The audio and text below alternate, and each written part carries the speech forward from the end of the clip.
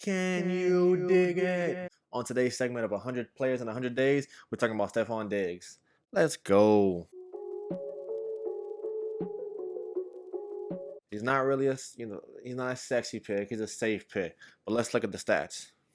Last year in 2022, he had over 150 targets. He had over 100 catches, and he had over 1,400 yards with 11 touchdowns. That was in 16 games. He missed one game.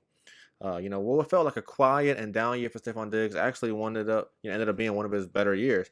Once again, 11 touchdowns definitely helped him. 1,400 yards. He was going deep with Josh Allen a lot. He ended up at the top four finish at the wide receiver position, which, if you look at it, game to game, once again, in the first half of the year, you thought you had the wide receiver one. You thought that they finally hit the pinnacle. They finally got on track with Josh Allen, and he was going to be the wide receiver one. He started to dip off at the second half of the year, but once again, still ended as a top four finish. I say that to say that you was most likely happy with Stefon Diggs where you drafted him at last year. You don't have, an alpha wide receiver on the other end. You are in the run to get D-Hop as of this recording, so who knows? But once again, if they get D-Hop and Stefon Diggs, people might think that his value is going to go down. I think his value is going to go up. You got Boomer Buzz, Gabe Davis on the other side. He had a 93 targets, which only turned into 48 receptions. You're talking about a 50% catch rate. That's not good. Once again, a lot of those was deep passes. He was probably I think he was top 10 in the NFL in air yards. But, once again, it's Boomer Bust. You're not really happy with him on the other side of Stefon Diggs. He's obviously the alpha, and he's really the only one to worry about on that offense. Like I said, he's not a sexy pick at the wide receiver one. He's a safe pick, which some people, you've been burned by maybe certain running backs. You've been burned by certain receivers. Sometimes you need a little safety in that first round, especially if you're picking at the turn.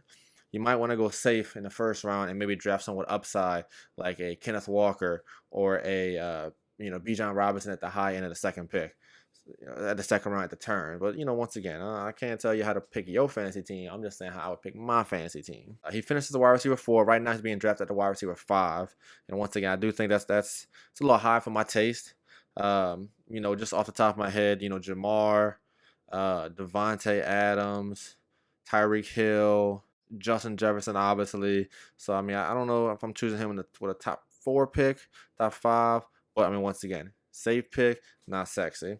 If you're going to choose Stefon Diggs, you're going to have to get him at the back end of the first round, which, once again, if you're having a back end pick, you have the turn, so you might want to grab some safety and grab upside in the second round, or vice versa.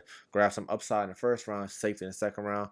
Once again, that's either here nor there. If I'm picking at the end of the first round, I wouldn't be excited with Stefon Diggs, but I wouldn't complain. I would be perfectly happy with that pick. Bah.